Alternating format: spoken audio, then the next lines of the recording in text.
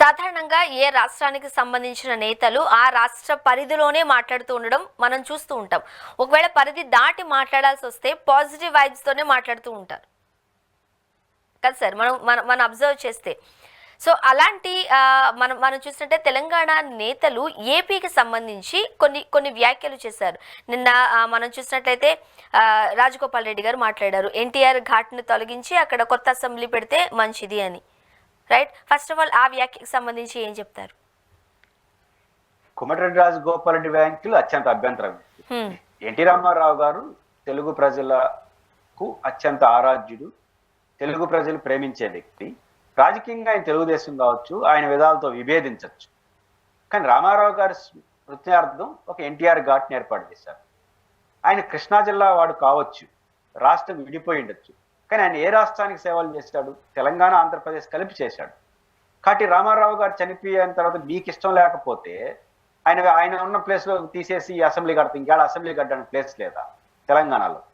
పైపెచ్చు తెలంగాణలో అత్యంత కీలకమైన సంస్కరణలు చేసిన వ్యక్తి కూడా ఆయనే. మండల వ్యవస్థను తొలగించి, మండలాధీశులు ఉండేవారు ఒకప్పుడు, మండల వ్యవస్థను తీసుకొచ్చాడు. ఒకరు తహసీల్దార్ వ్యవస్థ అనేది, తహసీల్దారులు రాజరిక పోకలను తొలగించాడు. ఎక్కువ మంది బడుగు బలహీన వర్గాలకు అవకాశం. కాబట్టి రామారావు గారి సేవల్ని ఆయనతో రాజకీయంగా విభేదించినంత మాత్రాన ఆయన స్మృతులను తొలగించేస్తామంటే కుదరదు. ఖచ్చితంగా రామారావు గారికి హైదరాబాద్లో ఏ ప్లేస్ అది కొనసాగాలి. ఆయన రామారావు గారు తెలంగాణకు కూడా ముఖ్యమంత్రి, నాట్ ఓన్లీ దట్ రామారావు గారు కాదు, ఎవరైనా కావచ్చు. ఇప్పుడు సంజీవ్ రెడ్డి గారి పార్క్ ఉంది, అయితే సంజీవ్ రెడ్డి గారి పార్క్ తొలగిస్తాను గతంలో ఒక మాట అన్నారు ఎవరో. కాబట్టి మీకు ఇష్టం లేని వాళ్ళ పార్కులన్నీ తొలగించుకుంటూ పోతామంటే హైదరాబాద్లో అది కుదరదు. ఇది మంచి కల్చర్ కాదు. కాబట్టి అది ఆలోచన మంచిది కాదు. మీరు ఏమైనా అసెంబ్లీ పెట్టుకోండి. ఇది నెంబర్ 1. నెంబర్ 2, ఎందుకు వస్తుంది ఈ వాతావరణం అంటే, బహుశా వైఎస్ఆర్ తెలుగుదేశం పార్టీ కాంగ్రెస్ పార్టీలో అంతర్గత గొడవలు స్టార్ట్ అయినాయి. తెలంగాణలో మీరు గమనించాలి, అది ఏపీ మీద గొడవ కాదు వాళ్ళకి. ఈ మధ్యకాలంలో గ్రూప్ 2 పరీక్షలతో చంద్రబాబు గారి పేరు ప్రస్తావించారు అని ఒక వార్త నేను విన్నాను. కరెక్ట్ ఆర్ రాంగ్ నాకు తెలియదు. తెలంగాణలో అంటే ఇంకొకటి కేటీఆర్ గారు పదే పదే ఒక పదం వాడుతున్నాడు, చిట్టినాయుడు అని వాడుతున్నాడు. ఎవరికి? అక్కడ ముఖ్యమంత్రి రేవంత్ రెడ్డి గారికి. ఆయన ఏమో రెడ్డి, చిట్టినాయుడు ఎందుకు వాడుతున్నాడు అంటే, మెల్లిగా రేవంత్ రెడ్డికి చంద్రబాబు నాయుడు ముద్ర వేస్తున్నారు. ఆయన కొంచెం బాగుంటాడు కదా, అసోసియేషన్.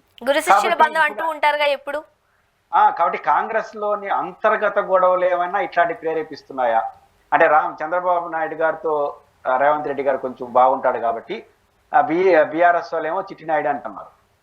ఈయనేమో ఎన్టీఆర్ విగ్రహాన్ని, ఇప్పుడు ఎన్టీఆర్ విగ్రహం అనగానే రేవంత్ రెడ్డి గారు స్పందించి తాడు చేస్తాను, నేను ముఖ్యమంత్రిని, రామారావు నాకు చాలా ముఖ్యమైన వ్యక్తి ఆయన అనకపోతాడా అంటే, కాంగ్రెస్ లోని అంతర్గతలు ఏమైనా ముందుకు వస్తాయా?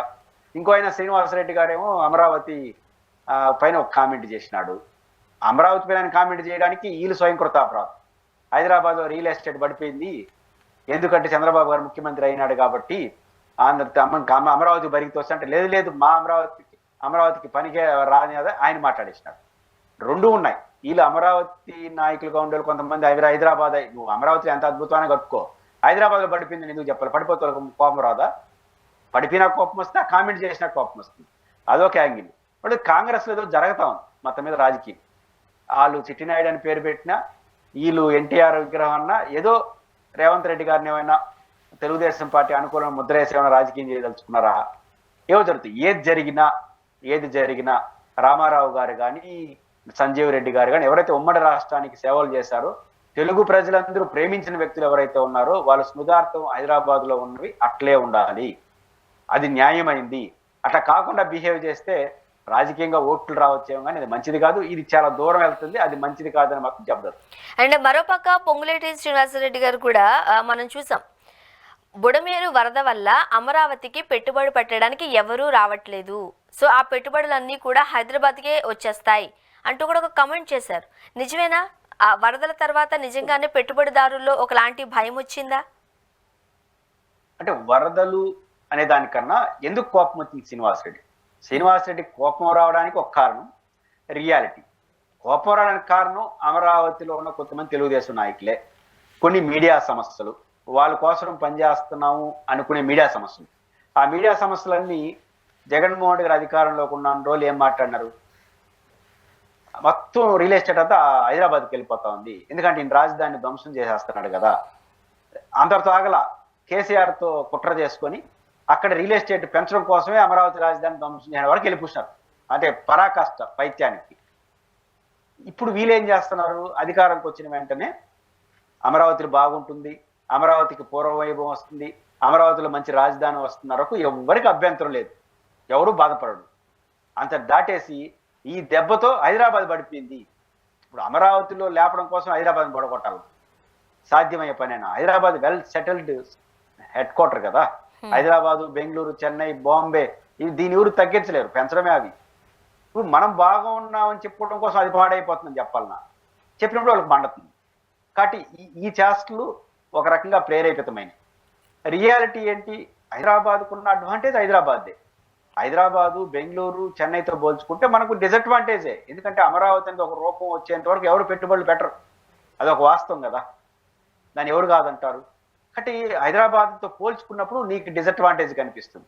హైదరాబాదు, బెంగళూరు, చెన్నైని వదిలేసి మాకున్న అడ్వాంటేజ్ ఇదని చెప్పుకుంటే అడ్వాంటేజ్గా ఉంటుంది. ఇతరులతో హైదరాబాద్తో పోల్చుకున్నా, బెంగళూరుతో పోల్చుకున్నా, చెన్నైతో పోల్చుకున్నా మనకు ఖచ్చితంగా డిసడ్వాంటేజే. అప్పుడు విశాఖపట్నం ముందుకు వస్తుంది. కాబట్టి ఎవరితో పోల్చుకోవాల్సిన అవసరం లేదు. మనకు మనం అభివృద్ధి చెందాం అనుకుంటే ఎవరు నీ జోలికి రారు. మీరు ప్రపంచం అమెరికాతో పోల్చుకుంటాం, వాషింగ్టన్ డీసీ కన్నా పెరిగి మనల్ని పొగుడుకోవడం కోసం ఇతరులను తిట్టాల్సిన అవసరం లేదు. ఇతరులు తిట్టి వాళ్ళు మండుతుంది. ఆ పాయింట్ ఆఫ్ వ్యూలో అమరావతిని వివాదం వాళ్ళు చేసుకుంటున్నారు. వాళ్ళు ఖచ్చితంగా వాళ్ళకి మండినప్పుడు రియాక్ట్ అవుతారు. కానీ ఇటువంటి వ్యాఖ్యలు మనం ఎలా అర్థం చేసుకోవాలంటారు? ఖచ్చితంగా మనం చేతగానప్పుడే ఇతరులను నిందిస్తాం. ఇప్పుడు నేను అద్భుతంగా జర్నలిజంగా పనిచేస్తున్నానన్నంత మూడు మీ జోలికి రాడు. నేను ఆయనకన్నా బాగా చేస్తాను, ఈయనకన్నా వాళ్ళు కోపం వస్తుంది, అప్పుడు మీ జోలికి వస్తారు.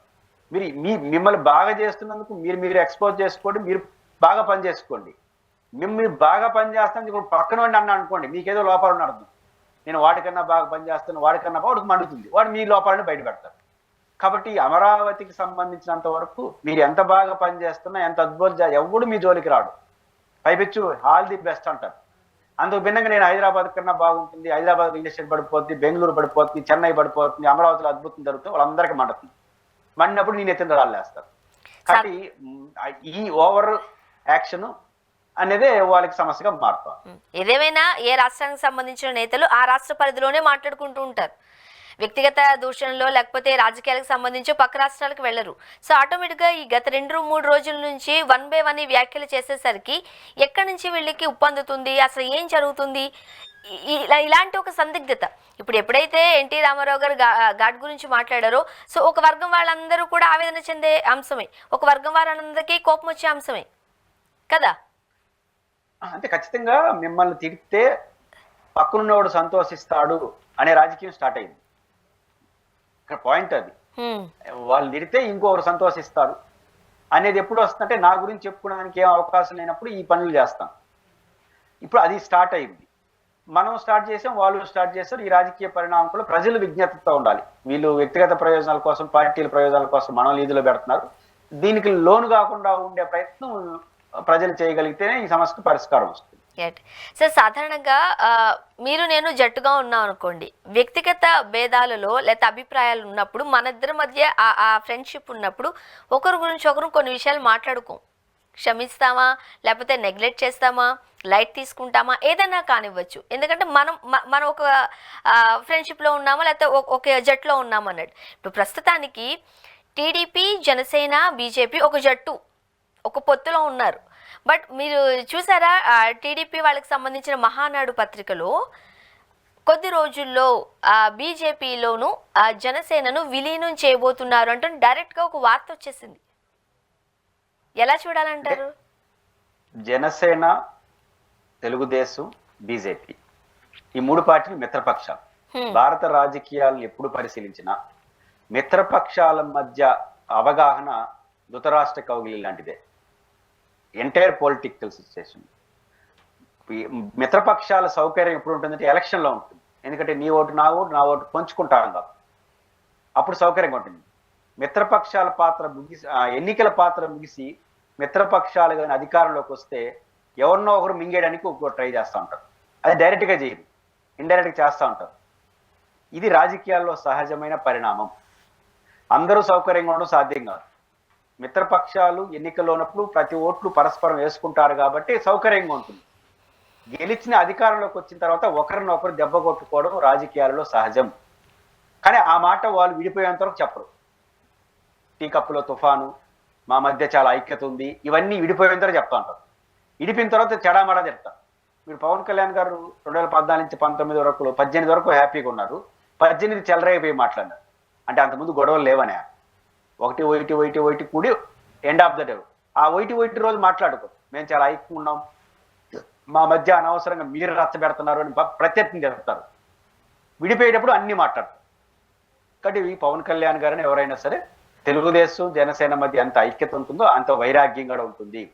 వైరాగ్యం రెగ్యులర్గా ఉంటుంది. ఆ వైరాగ్యం బయటపడేంత వరకు వైరాగ్యంగా ఉండదు. కాబట్టి తెలుగుదేశం జనసేన వాళ్ళ మధ్య ఐక్యత అనేది ఎంతో ముందు ఉంటుందో అనైక్యతగా లోపల అట్లే ఉంటుంది. ఇది రాజకీయాల్లో సహజం. ఇదే ఇప్పుడు జరుగుతూ ఉంటుంది. ఆ మహానాడు అనే పత్రిక తెలుగుదేశం అని నేను అనలేను, వాళ్ళ అధికారిక పత్రిక కాదు కాబట్టి.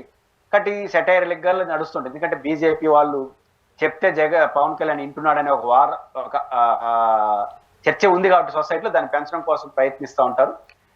ఎందుకంటే రేపు ముందే చెప్పినాం కదా మేము అని చెప్పుకోవడం కోసం పనికొచ్చేట్టుగా ఇది జరుగుతూనే ఉంటుంది. దీన్ని వాళ్ళు ఎంత తట్టుకుంటారనేది వాళ్ళ అంతర్గతం. సో పైకి కూటమిలో ఉన్నారు కాబట్టి చంద్రబాబు నాయుడు గారు లేకపోతే పవన్ కళ్యాణ్ గారు ఒక తాడు మీద వెళ్ళిపోతున్నారు. కానీ ఇప్పటికీ తెలుగుదేశం పార్టీకి సంబంధించిన కార్యకర్తలకు జన సైనికులకు ఎక్కడో పసగడం లేదు.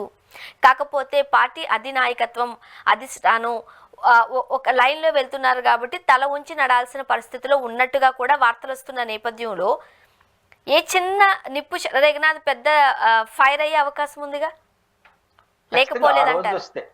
ఒకరికి ఒకరు ఉండలేని వాతావరణం వచ్చేందుకు జరుగుతూ ఉంటాయి. ఇప్పుడు తెలుగుదేశం పార్టీ 175 నియోజకవర్గాల్లో పవర్ఫుల్ పార్టీ. ఇప్పుడు 21 వాళ్ళకి 8 ఒక 30 చోట్ల వాళ్ళకి పోయినది కదా, వాళ్ళ గొడవ స్టార్ట్ అవుతుందా?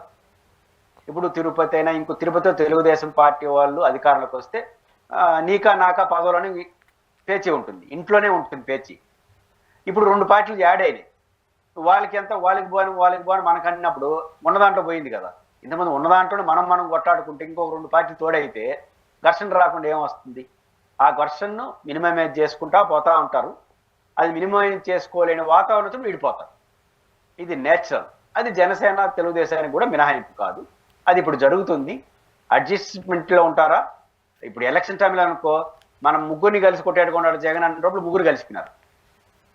ఇప్పుడు అధికారంకి వచ్చేసారు కదా, ఇంకా ఆయనతో పని లేదు కదా, మన ఇద్దరు సంగతి ఏంటని తేల్చుకుంటా ఉంటారు. ఆ ఇద్దరిలో భరించని రోజులు ఉంటారు, భరించలేని పరిస్థితులు బయటపడిపోతారు. అంతవరకు ఈ అంతర్గత కలహాలు జరుగుతూ ఉంటాయి.